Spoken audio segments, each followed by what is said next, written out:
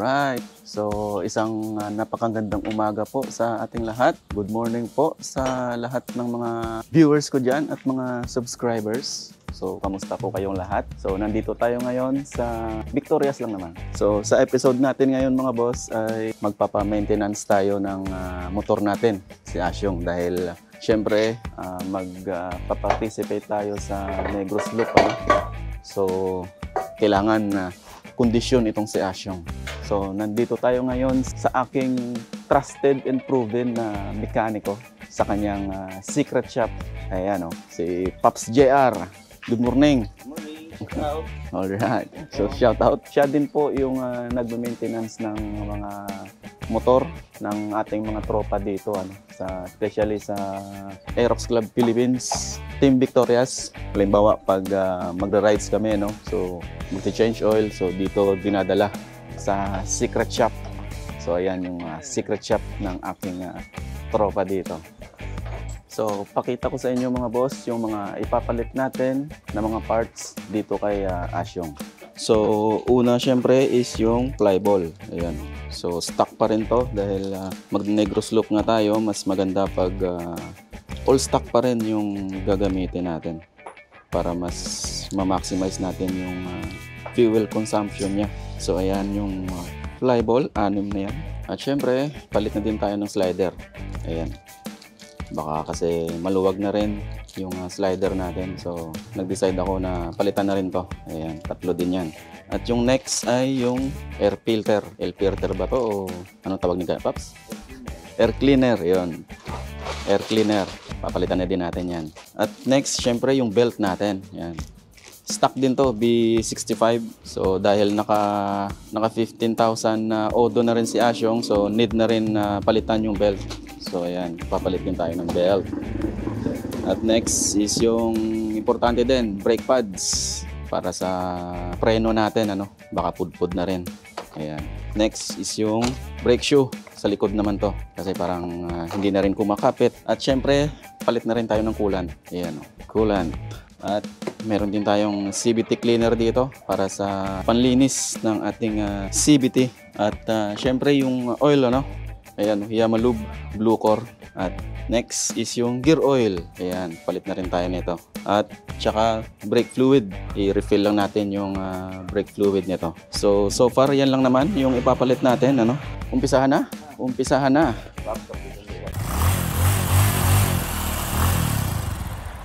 So, inuuna ng palitan yung brake shoe natin sa likod mga boss dahil ito yung mahirap at matagal na palitan. Yung iba kasi mabibilis lang. So, ayan. Inuumpisa na.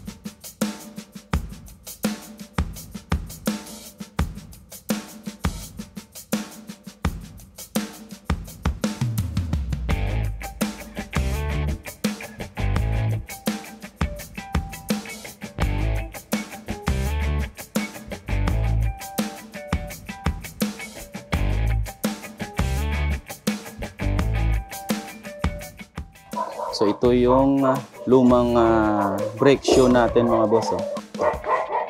Yung mga damage na. Tsaka makinis. Ayan. So ayan. Hindi na talagang palitan to mga boss. So ito yung bago. Makikita nyo. Ayan. Talagang may gaspang pa. So ayan. Papalitan na yung brake shoe natin. Alright.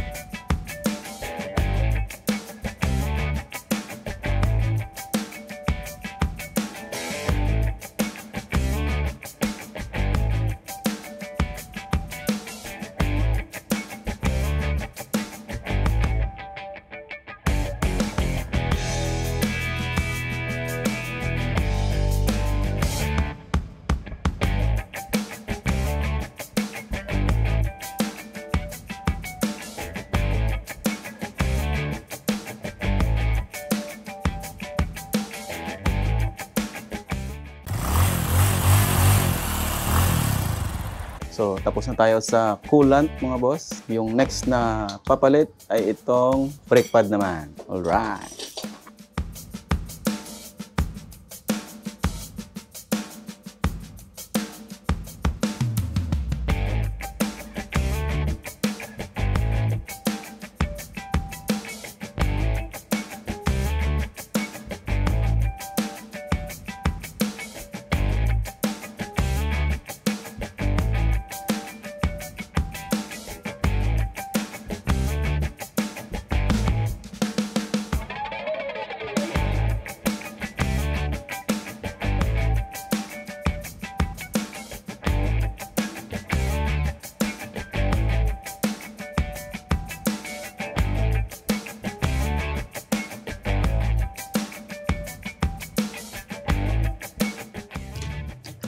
So, ayan yung luma nating brake pads mga boss. Okay pa naman daw to.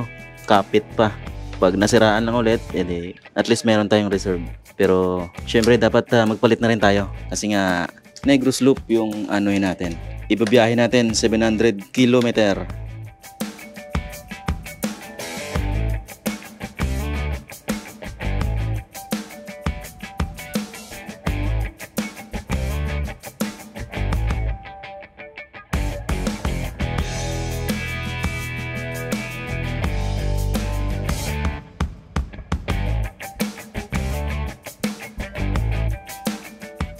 So, ayan yung next natin na ilalagay mga boss. Brake fluid.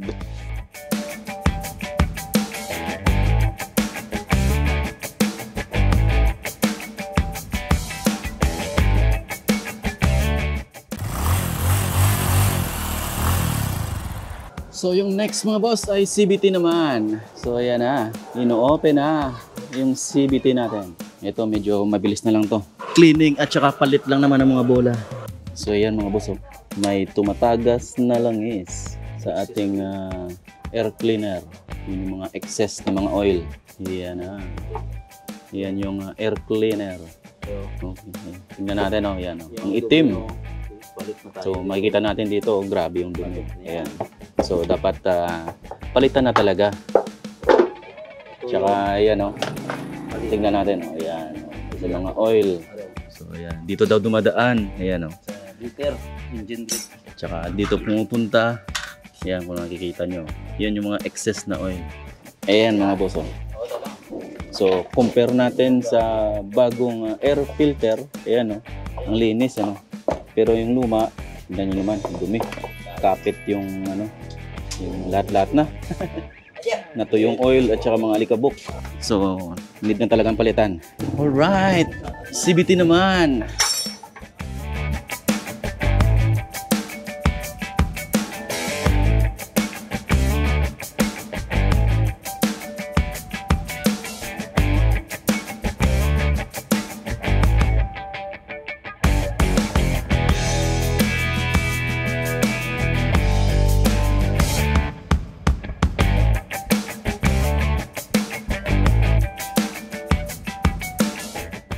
So after ng CVT cleaning ay palit na ng mga belt, flyball at saka yung slider natin. Alright. So ito yung lumang belt natin mga boss. Okay pa naman daw. Pwede pang ano to, pang another 15,000. Ayan, pwede pa. So yung mga tropa natin dyan na gusto magpalit ng belt, ayan, meron tayong extra dito kung trip nyo, 1,000. B65, ayan o. So ito yung stock natin na bola mga boss. Okay din, no? Ayan. Wala ding crack or kahit na anong damage. So pwede pa to. Pero syempre gusto kong palitan na rin para bagong-bago talaga. Ayan.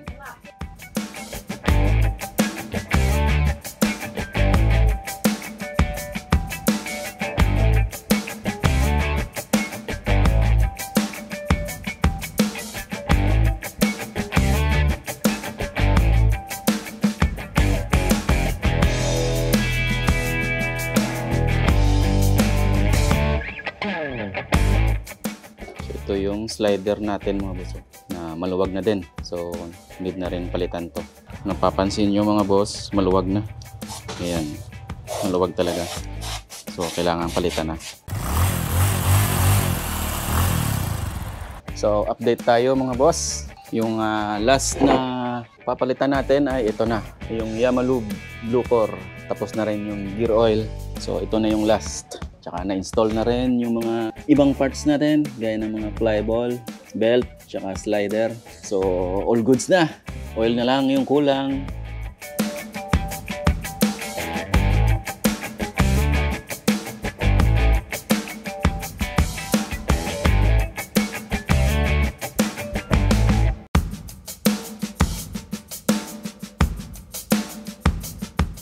So ayan mga boss, medyo nagka-problema lang tayo sa belt na nabili ko last time. Dahil maling belt pala yung nabili natin. Imbis na B65, yung binigay ay B8R na belt. So shout out po sa Do-Exam Talisay, Yamaha na branch.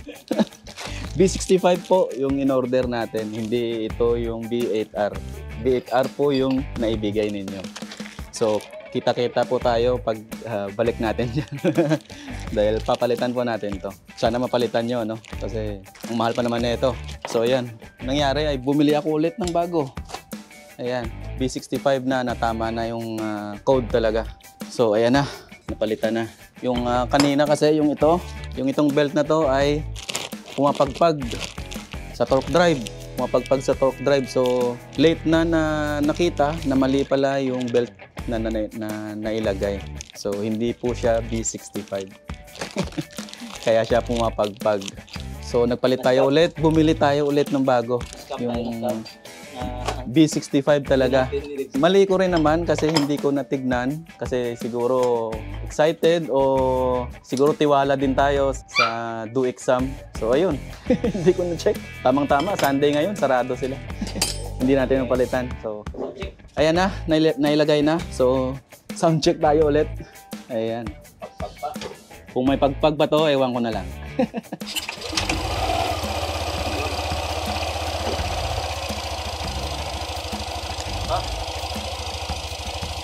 May washer na, Paps?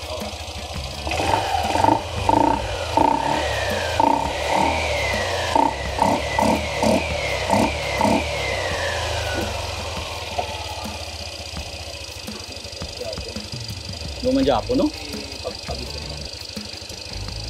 365, bakit mapagpag na? So, testing ulit. Okay sa'yo, Papso.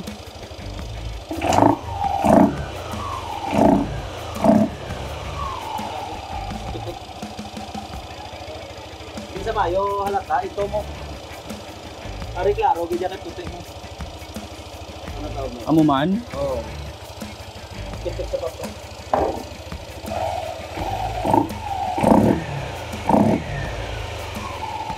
Kita mo? Kaya lagi puti niyo, makita niya ako kay gamawa mo. Pero, kita mo. So, okay na eh. Okay ni sa, pero may list na center spring, 1,000. Spring, sa spring giniguro.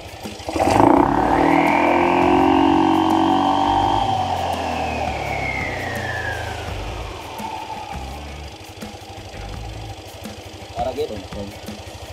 Duya gito spring.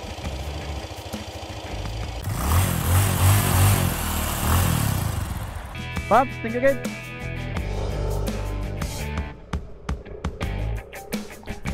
So ayan mga boss, napalitan na natin lahat ng kailangang palitan. Yun nga lang ay medyo may issue lang doon sa pagpalit natin ng ating belt. So medyo natagal na lang tayo doon sa pagpalit ng belt, dahil medyo may issue at may problema. Dahil kahit yung B65 mga boss ay pumapagpag pa rin. So sabi ni Paps JR ay malambot na daw yung center spring natin. So need na daw palitan. Kaso yung problema ay walang available na center spring dito sa amin. Yung 1000 RPM na center spring. So hindi pa napalitan yung center spring natin. Stock pa rin to mga boss. Yun nga lang ay malambot na, kaya medyo wala siyang hatak. So napansin ko yun pag umaarangkada, wala talagang walang puwersa. Kahit nagpalit tayo ng belt at saka ng fly ball natin or yung bola natin, na stock pa rin naman, pero yung arangkada niya parang wala talaga. Nararamdaman ko naman. Pero yung ganito, medyo may puwersa siya, sa high speed na takbo. Maramdaman ko na parang may siya, may power siya. Pero yung arangkada niya, yun yung medyo nawala. At saka sabi ni Pops JR, pag sa akyatan daw ay medyo mahihirapan si Asyong dahil nga sa malambot na yung center spring niya. So testing muna tayo. I-break in muna natin yung mga pinalitan natin. So okay naman. Yung tunog niya, smooth naman yung naging tunog niya. Dahil nagpalit na lang tayo ng oil natin at saka ng gear oil. So medyo maganda yung tunog. So ayan mapapansin ko may puwersa talaga siya pag sa ganitong daan. Parang mas gumanda yung takbo ni Asyo ngayon. Dahil sa mga pinalit natin. Break in natin muna. Woo! Ayun nakaka 106 tayo sa 8,000 na RPM. So not bad. Kasi sa Negros Loop hindi naman tayo magwawalwal Maka 100 lang tayo, ayos na.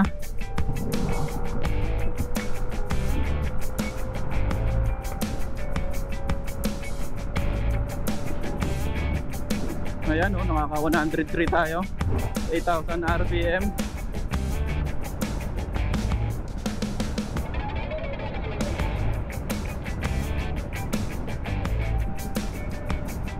$110.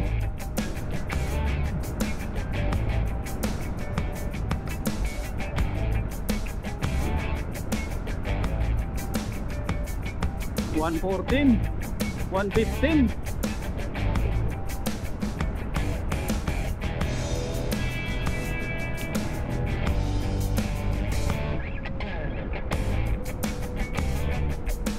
So ayos na.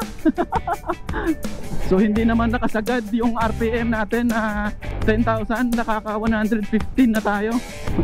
Ayos na. Kahit hindi na siguro magpalit ng center spring. Ayos na to.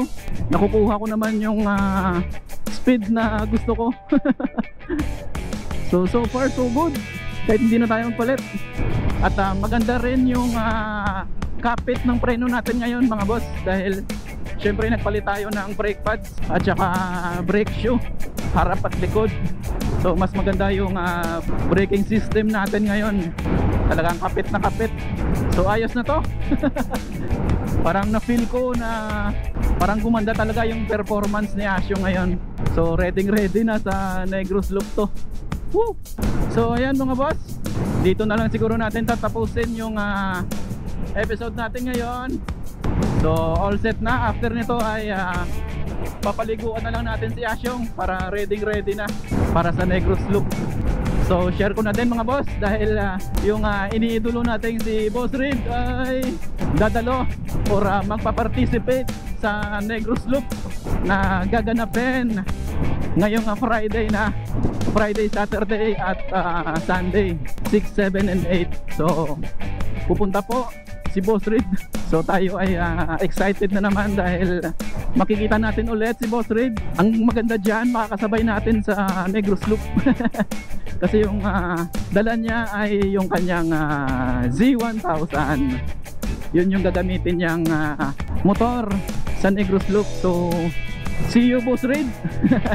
Pero syempre hindi naman tayo makakasabay sa kanya dahil nga Z1 yung gamit niya Syempre mabilis yun. Hindi natin kayang sabayan yun. So at least makikita natin sa grid si Boss Reed. So see you Boss Reed. Alright. So sa lahat po ng mga riders na magpa-participate sa Negros Loop ay kita-kits po tayo doon sa Friday. At sabay-sabay nating i-enjoy yung Negros Loop. Sabay-sabay tayong mag-ride, mag-tour at i-explore yung Negros Island. So So kita-kits po. Alright. So hanggang dito na lang muna mga boss. Hanggang sa muli. Hanggang sa muli nating paglalayaw. Alright. See you in the next vlog mga boss. Bye. Woo. Alright. Yeah. Woo.